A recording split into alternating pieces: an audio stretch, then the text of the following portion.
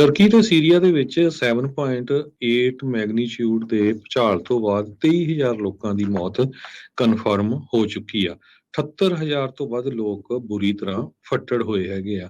Syria ਦੀ condition ਬਹੁਤ ਇਸ time ਮਾੜੀ ਆ। ਸੀਰੀਆ ਦੇ ਪ੍ਰੈਜ਼ੀਡੈਂਟ ਅਲ ਅਸਾਦ ਨੇ ਪਹਿਲੀ ਵਾਰੀ ਵੈਸਟਰਨ ਕੰਟਰੀਜ਼ ਨੂੰ ਟੈਲੀਵਾਈਜ਼ਡ ਕਮੈਂਟਸ ਦੇ ਰਾਹੀਂ ਇਹ ਕਿਹਾ ਆ ਵੀ ਸਾਡੇ ਨਾਲ ਸ਼ਰੇਆਮ ਜੋ ਆ ਧੱਕਾ ਕਰ ਰਹੇ ਹੈਗੇ ਆ। ਸੀਰੀਆ ਦੇ ਪ੍ਰੈਜ਼ੀਡੈਂਟ ਬਸ਼ਾਰ ਅਲ ਅਸਾਦ ਨੇ ਕ੍ਰਿਟੀਸਾਈਜ਼ ਕੀਤਾ ਹੈਗਾ ਵੈਸਟਰਨ ਕੰਟਰੀਜ਼ ਨੂੰ, ਕਹਿੰਦੇ ਪਈ ਇੰਨੇ ਹਜ਼ਾਰਾਂ ਦੀ ਗਿਣਤੀ 'ਚ ਅਲੈਪੋ ਜੋ ਏਰੀਆ ਆ ਸੀਰੀਆ ਦਾ, ਉੱਥੇ ਲੋਕਾਂ ਦੀ ਮੌਤ ਹੋਈ ਆ ਤੇ ਉੱਥੇ ਉਹ ਖੁਦ ਆਪ ਵੀ ਤੇ ਨਾਲ ਉਹਨਾਂ ਦੀ ਵਾਈਫ ਵੀ ਉਸ ਹਸਪੀਟਲ ਦੇ ਵਿੱਚ ਵਿਜ਼ਿਟ ਕਰਨ ਗਏ ਹੋਏ ਸੀ।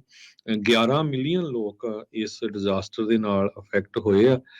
ਸੀਰੀਆ ਦੇ ਵਿੱਚ 3384 ਲੋਕਾਂ ਦੀ ਮੌਤ ਹੋ ਚੁੱਕੀ ਆ, ਰੈਵਲ ਹੈਲਡ ਏਰੀਏ 'ਚ 2037 ਦੀ। ਤੇ ਪਰ ਦੂਸਰੇ ਪਾਸੇ ਯੂਐਸ ਨੇ ਇਹ ਕਿਹਾ ਆ ਵੀ ਜਦੋਂ ਨੈਚੁਰਲ ਡਿਜ਼ਾਸਟਰ ਆਉਂਦਾ ਉਹਦੇ ਉੱਤੇ ਸਾਡੀ ਕੋਈ ਰੀਸਟ੍ਰਿਕਸ਼ਨ ਹੈ ਨਹੀਂ। ਜੇ ਕੋਈ ਵੀ ਨਾਨ ਪ੍ਰੋਫਿਟ ਆਰਗੇਨਾਈਜੇਸ਼ਨ ਜਾਂ ਕੋਈ ਵੀ ਜਿਹੜੀਆਂ ਹਿਊਮਨਿਟੇਰੀਅਨ ਐਫਰਟਸ ਆਰਗੇਨਾਈਜੇਸ਼ਨ ਕਰ ਰਹੀਆਂ ਆ, ਯੂਐਸ ਟ੍ਰੇਜਰ ਨੇ ਉਹਨਾਂ ਦੇ ਲਈ ਜਨਰਲ ਲਾਇਸੈਂਸ 180 ਦਿਨਾਂ ਦਾ ਇਸ਼ੂ ਕੀਤਾ। ਸੋ ਕੋਈ ਵੀ ਆਰਗੇਨਾਈਜੇਸ਼ਨ ਸੀਰੀਆ ਦੇ ਵਿੱਚ ਜਿਹੜੀ ਆ ਲੋਕਾਂ ਨੂੰ ਸਪੋਰਟ ਕਰ ਸਕਦੀ ਆ, ਉਹਨਾਂ ਦੀ ਹੈਲਪ ਕਰ ਸਕਦੀ ਹੈ ਜੀ। ਅਲਾਸਕਾ ਤੇ ਕੈਨੇਡਾ ਦੇ ਬਾਰਡਰ ਦੇ ਉੱਤੇ, ਏਅਰ ਬਾਰਡਰ ਦੇ ਉੱਤੇ, ਉੱਥੇ ਇੱਕ ਪੈਂਟਾਗਨ ਦੇ ਦੁਆਰਾ ਅਨਆਇਡੈਂਟੀਫਾਈਡ ਫਲਾਈਂਗ ਆਬਜੈਕਟ ਆ, ਉਸ ਨੂੰ ਅਮਰੀਕਨ ਫਾਈਟਰ ਜੈਟਸ ਦੇ ਦੁਆਰਾ ਭੇਦ ਕੇ ਸਿੱਟ ਦਿੱਤਾ ਗਿਆ। ਅਲਾਸਕਾ ਦੇ ਪਾਣੀਆਂ ਦੇ ਵਿੱਚ ਕਹਿੰਦੇ ਵੀ ਇਹ ਆਬਜੈਕਟ ਸੁੱਟਿਆ ਆ। 30 ਤੋਂ 40,000 ਫੁੱਟ ਦੀ ਉਚਾਈ ਦੇ ਉੱਤੇ ਇਹ ਅਨਆਇਡੈਂਟੀਫਾਈਡ ਆਬਜੈਕਟ ਆ ਉਹ ਉੱਡ ਰਿਹਾ ਸੀ, ਜਿਸ ਨੂੰ ਨਸ਼ਟ ਕਰਨ ਦੇ ਆਦੇਸ਼ ਪ੍ਰੈਜ਼ੀਡੈਂਟ ਬਾਈਡਨ ਨੇ ਜਿਹੜੇ ਉਹ ਦਿੱਤੇ ਆ। ਅਜੇ ਹਫ਼ਤਾ ਵੀ ਨਹੀਂ ਹੋਇਆ, ਯੂਐਸ ਫਾਈਟਰ ਜੈਟਸ ਨੇ ਇੱਕ ਜਿਹੜੇ ਚੀਨੀ ਜਸੂਸੀ ਬਲੂਨ ਆ ਉਸ ਨੂੰ ਅਟਲਾਂਟਿਕ ਓਸ਼ਨ ਦੇ ਵਿੱਚ ਸੁੱਟਿਆ ਸੀਗਾ। ਇਸ ਦੇ ਨਾਲ ਵਾਸ਼ਿੰਗਟਨ ਤੇ ਬੀਜਿੰਗ ਦੇ ਸੰਬੰਧਾਂ ਦੇ ਵਿੱਚ ਤਣਾਅ ਜਿਹੜਾ ਉਹ ਜ਼ਰੂਰ ਵਧਿਆ ਆ।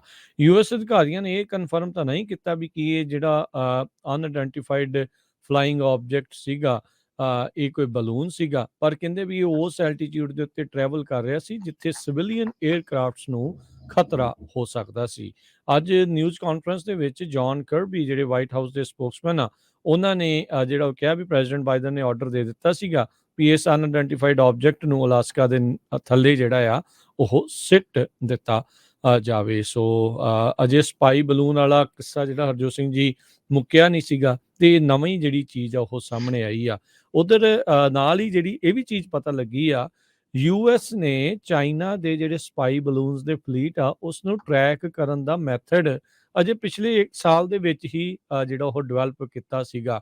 ਪਿਛਲੇ ਕਈ ਸਾਲਾਂ ਤੋਂ ਚਾਈਨਾ ਜਿਹੜਾ ਆ ਇਹਨਾਂ ਸਰਵੇਲੈਂਸ ਬਲੂਨਸ ਦੇ ਨਾਲ ਦੁਨੀਆ ਭਰ ਦੇ ਵਿੱਚ ਉਹਨਾਂ ਨੂੰ ਘੱਲ ਰਿਹਾ ਸੀ ਤੇ ਵੱਖ-ਵੱਖ ਮੁਲਕਾਂ ਦੀ ਸਰਵੇਲੈਂਸ ਜਸੂਸੀ ਜਿਹੜੀ ਆ ਇਹਨਾਂ ਦੇ ਜ਼ਰੀਏ ਕਰ ਰਿਹਾ ਸੀਗਾ। ਸੋ ਹੁਣ ਅਮਰੀਕਾ ਨੂੰ ਇਹਨਾਂ ਦਾ ਜਿਹੜਾ ਉਹ ਪਤਾ ਲੱਗ ਰਿਹਾ ਆ ਤੇ ਇਹਨਾਂ ਨੇ ਇਵੈਂਚੁਅਲੀ ਇੱਕ ਜਿਹੜਾ ਬਲੂਨ ਆ ਇਸ ਨੂੰ ਸੁੱਟ ਲਿਆ ਹੈਗਾ ਆ। ਸੋ ਅਮਰੀਕਨ ਜਿਹੜੇ ਏਅਰ ਬਾਰਡਰਸ ਨੂੰ ਕ੍ਰਾਸ ਕਰਕੇ ਭੇਜ ਕੇ ਕੁਝ ਜਿਹੜੀਆਂ ਅਨਆਇਡੈਂਟੀਫਾਈਡ ਫਲਾਈਂਗ ਆਬਜੈਕਟਸ ਆ ਰਹੇ ਆ, ਉਹ ਇੱਕ ਨਵਾਂ ਖਤਰਾ ਤੇ ਨਵੀਆਂ ਚੁਣੌਤੀਆਂ ਸਰਕਾਰ ਦੇ ਲਈ ਪੈਦਾ ਕਰ ਰਹੀਆਂ ਆ।